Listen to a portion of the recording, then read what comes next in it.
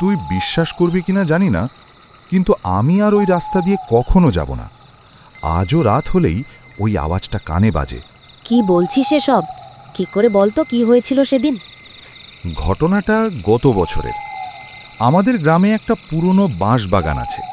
সবাই ওটাকে কালো বাঁশ ঝাড় বলে। দিনের বেলায় ঠিকঠাক লাগে, কিন্তু রাত হলেই কেউ ওদিকে যায় না। এই সব তো গ্রামের গপ্প। তুই গেছিস নাকি ওখানে? হ্যাঁ, সেদিন আমারই ভুল। রাত তখন প্রায় 10:30। শর্টকাট ধরে বাড়ি ফিরছিলাম। রাস্তার একপাশে কুয়াশা আর একপাশে ওই বাঁশ বাগান। হঠাৎ শুনলাম খসখস খসখস। বাতাসে বাঁশ নড়লে এমন শব্দ হয়? না, বাতাস ছিলই না, সব একদম চুপচাপ। আর ওই শব্দটা যেন আমার সাথে সাথে এগোচ্ছে। আমি থেমে গেলাম, শব্দটাও থেমে গেল। আমি হাঁটলাম, শব্দটাও হাঁটতে লাগলো। মানে কেউ ফলো করছিল?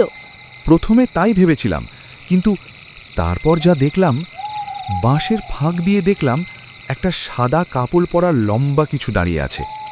মুখটা দেখা যাচ্ছিল না, কিন্তু ওটা আমার দিকে তাকিয়েছিল। আমি বুঝতে পারছিলাম। তুই নিশ্চিত মানুষ ছিল না? মানুষ হলে নড়াচড়া করত, ওটা একদম স্থির ছিল। শুধু বাঁশগুলো ধীরে ধীরে দুলছিল তার চারপাশে। হঠাৎ ওটা মাথাটা একটু কাত করল, আর একটা অদ্ভুত গলায় বলল, এই দিক দিয়ে কেন যাচ্ছিস? কিন্তু তারপর? আমার পুরো শরীর ঠান্ডা হয়ে গেল। আমি দৌড় দিতে যাচ্ছিলাম। ঠিক তখনই বুঝলাম ওটা আমার পেছনে। কি, এত তাড়াতাড়ি? হ্যাঁ, আমি তো সামনে দেখছিলাম, কিন্তু পেছন থেকে নিঃশ্বাসের শব্দ পেলাম, ঠান্ডা, বরফের মতো। কেউ আমার কানের কাছে ফিসফিস করে বলল, ফিরে যা। তুই কি ঘুরে দেখেছিলি? না, সাহস হয়নি। আমি পাগলের মতো দৌড়াতে শুরু করলাম, কিন্তু দৌড়াতে দৌড়াতে বুঝলাম আমি একই জায়গায় ঘুরছি। একই বাঁশ, একই গাছ, একই শব্দ।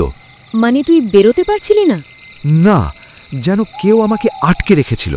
হঠাৎ দেখলাম সামনে একটা বুড়ি দাঁড়িয়ে আছে। চুলগুলো পুরো সাদা, মুখটা কুঁচকে গেছে, আর চোখ দুটো পুরো কালো। সে ধীরে ধীরে বলল, এখানে যারা আসে তারা আর ফিরে যায় না। তারপর? আমি চিৎকার করে উঠলাম, আর কিছু মনে নেই।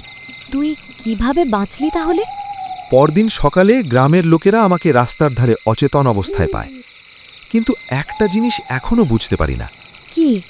আমার হাতে তখন একটা বাঁশের শুকনো পাতা ধরা ছিল, আর তাতে নখ দিয়ে আঁচড় কেটে লেখা ছিল, আবার আসিস। দীর্ঘ নীরবতা। তুই মিথ্যে বলছিস না তো? আজও রাতে আমার জানালার বাইরে বাঁশের খসখস শব্দ শুনতে পাই, কিন্তু আমাদের বাড়ির আশেপাশে কোনো বাঁশ বাগান নেই।